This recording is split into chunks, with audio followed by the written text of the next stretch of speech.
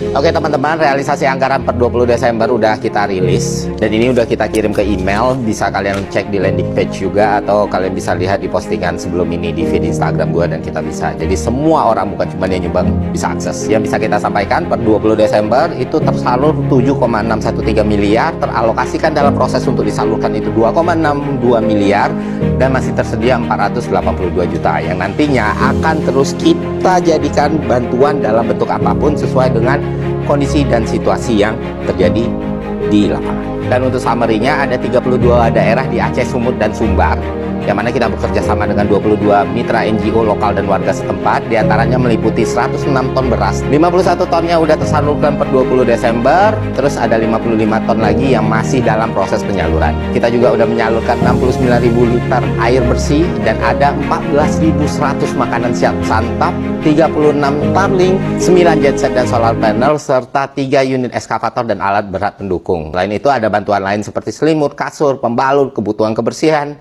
MCK, tenda, lampu penerangan, obat-obatan, makanan hewan, dan sebagainya. Dan ini akan terus bertambah sesuai dengan kondisi dan ketersediaan yang ada, teman-teman. Selanjutnya, gue banyak sekali dapat pertanyaan kenapa dengan dana 10 miliar hasilnya bisa sangat banyak, Bang. Secara garis besar ada 3 faktor, teman-teman, dan mungkin ini bisa jadi pembelajaran juga untuk kita semua ya. Yang pertama, cost efficiency priority. Jadi di campaign ini gue terapin sistem ini, kita tetap mengutamakan kualitas terbaik, tapi di setiap pembelian itu harus ada komparasi pembandingnya. Jadi dari awal kita susun pagu tertingginya, kita susun HPS-nya, dan kita bikin komparasi pembandingnya. Sehingga kualitasnya terjamin, harganya oke, dan cakupan kuantitas ya terpenuhi.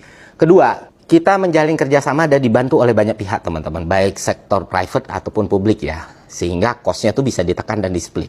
Misalnya di trip pertama kita kerjasama dengan TNI dan Polri ya, jadi kita pesawat itu gratis gitu. Dan karena itu gratis, akhirnya kita shifting tuh budgetnya untuk logistik gitu. Terus juga waktu kita ngangkut beras untuk ke daerah Takengon Bener Meriah atau ngambil cabai dari sana, kita kerjasama sama rumah tani sehingga fixed cost-nya bisa kita split bagi 2, teman-teman. Dan ini akhirnya menghindari kita dari yang namanya sunk cost dan dead cost. Terakhir, beberapa pos anggaran itu gue udah Malaka tanggung secara pribadi ya. Jadi kayak misalnya charter pesawat Susi Air yang angkat alkes dan komponen solar panel dan ngangkut kopi dari Benar Meriah dan Takengon nanti, itu full dari gua dan Malaka. Jadi nggak pakai dana kita bisa atau rumah tani. Supaya kita bisa beli komoditas petaninya, yaitu kopi ataupun bawang merah dengan harga yang bagus juga untuk petani di sana. Jadi marginnya itu bisa kita alokasikan untuk hal yang lain. Selanjutnya kebutuhan gua dan tim, itu gua tanggung secara personal ya teman-teman. Jadi gua nggak pakai dana kita bisa ataupun dana yang lain, itu dana pribadi gua. Sehingga dana yang ada, sumbangan teman-teman semua, kita alokasikan lebih banyak untuk bantuan logistik.